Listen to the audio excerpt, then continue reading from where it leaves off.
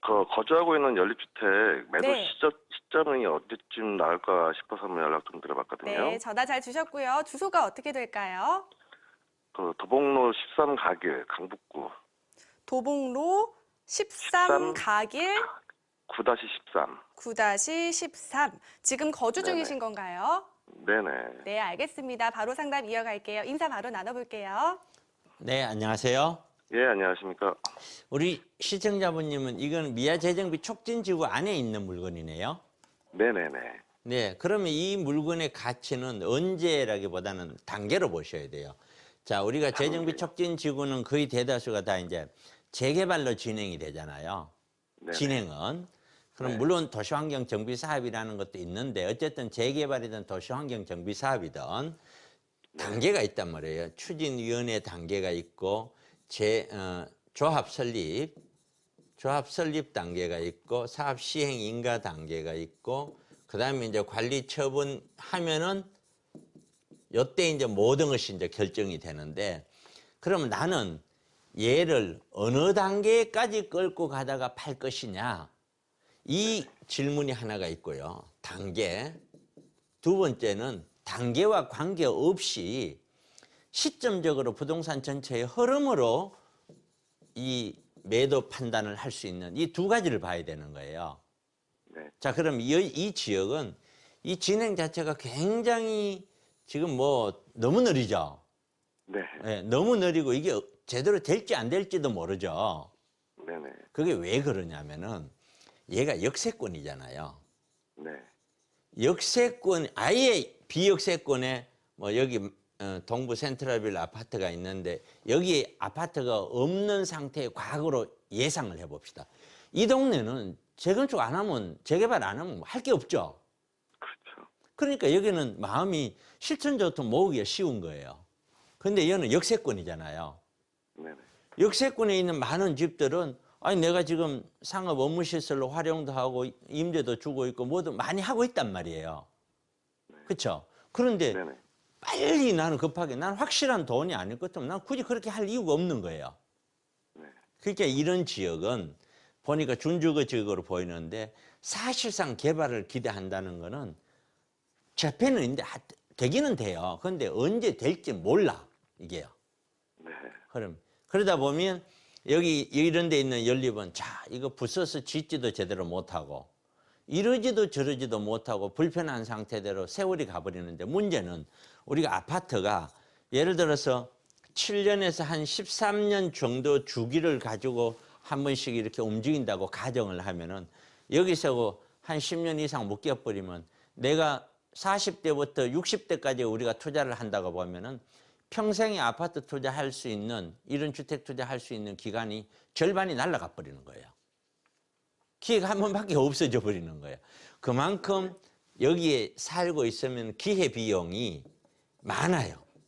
기회비용이 많이 들이고 있다 이렇게 보시면 돼요. 그래서 제 개인적인 생각은 틀림없이 얘도 가격대는 올라왔을 거라고 봐요. 워낙 땅값이 지금 올라왔으니까. 네네. 그래서 사업 진행 자체에 대한 확신이 안 서면은 이거는 그냥 정리다. 그건 어느 누구도 설명할 수가 없어요. 사업 진행은 거기 있는 주민들의 마음이기 때문에. 근데 그 계시면서 스스로 판단하셔야 돼요. 이거 진행에 크게 기대할 게 없구나. 내가 이거 뭐 앞으로 뭐 답이 없구나 이게. 입주할 때까지라고 정할 필요는 없어요. 진행만이라도 조합 설립까지라도 빠른 시간 안에 될 것 같아.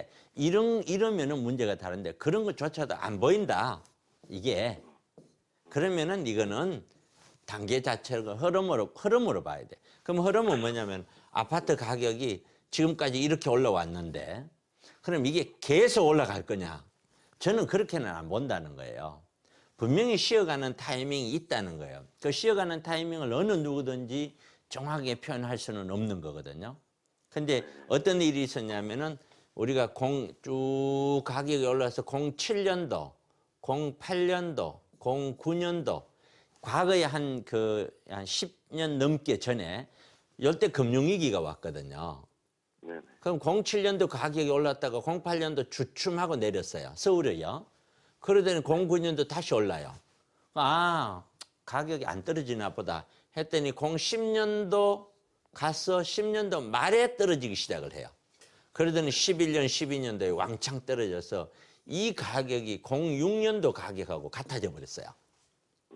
이 흐름을 제 머릿속에 있기 때문에 저는 이 시점 출렁이면서 이렇게 하락하는 시점이 저는 적어도 뭐 올해 또는 작년 정도는 그렇게 오리라라고 생각을 하고 있었는데 작년 한 해 같은 경우에는 국가가 내놓는 생각지도 않은 어떤 정책을 내므로 인해서 사람들이 아파트를 살 수밖에 없게끔 분위기가 만들어져 버린 거예요.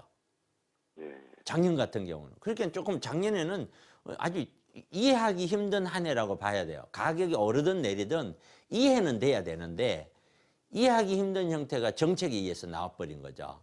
그러면은 이런 경험치를 따져봤었을 때는 올해는 아마 보합권 내에서 움직이는데 하락 쪽보다는 약간 상승 쪽의 무게가 더 있을 수도 있는데 그걸 보고 투자할 수는 또 없어요. 그래서 내년 정도나 또는 후년 정도에 제가 판단했을 때는 아마 늦어도 2년, 짧으면 내년 정도에는 아파트는 조금 하락 조짐을 보이지 않을까 그런 생각을 들어요. 또 뭐 어떤 정책이 나와서 어떤 분위기를 만들어 가버릴지는 몰라도 반드시 여기에는 전제 조건이 뭐냐면은 경기가 어느 정도 살아나야 돼요. 살아나야 아파트가 죽어요. 경기가 죽어 있으면은 그 돈들이 아파트로 몰려가고 경기를 살리려고 돈을 더 풀어야 된단 말이에요. 그렇기 때문에 올해 경기에서 어느 정도 그 받침이 되고 내년 경기에서 좀 살아만 주면은 코로나하고도 영향이 있겠지만 그러면 금리는 올라가요. 금리는 올라가면서 경기는 살아나지만 이거는 모든 민간이 다 살아나는 건 아니에요. 수출업체 중심으로 살아나기 때문에 일자리가 많이 늘어나서 사는 경기는 아니에요. 근데 그게 일자리가 조금씩 늘어나면서 이제 앞으로 갈 거예요. 그렇게 되면은 제가 봤을 때는 더 이상 그 아파트에 대한 투자, 여기에 대한 어떤 아파트 두 채, 세 채 구입해야 되는. 아파트를 1인당 한 채씩만 갖고 있다면 아파트 가격이 그렇게 올라갈 일이 별로 없잖아요. 그렇죠? 투자 목적으로 두 채, 세 채 갖고 있는 사람들이 더 이상 의미가 없네 하는 순간이 와야 물건이 나올 수밖에 없거든요. 그것을 조금 현재 상태에서는 좀 지켜보고 있는 상황이다. 그래서 지금 갖고 있는 분들은 굉장히 제가 판단했었을 때는 잘 판단해야 된다. 매도를. 어느 한순간에 안 되겠어 해야 되겠어 하고 내놓을 때는 아예 거래가 안 돼요. 지금도 거래가 안 되거든요. 여기 있는 다세대라고 그랬잖아요.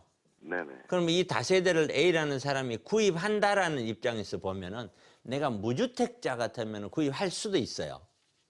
근데 무주택자가 이걸 살까 한번 생각해 봐야 되고 아니면 아파트든 주택이 하나 있는 사람 또는 오피스텔이라든 뭐든 하나 있는 사람이 이걸 사면은 취득세가 8%예요. 두 개 있는 사람이 사면 이건 12%예요. 그럼 이걸 살까 이 말이죠. 그러니까 파는 것이 쉽지 않을 거란 얘기예요. 그런 걸로 보면은 어쨌든 노력을 하셔서 정리를 하고 전환하는 게 맞지 않을까. 자, 여기까지 제 의견 드립니다. 예, 감사합니다. 네.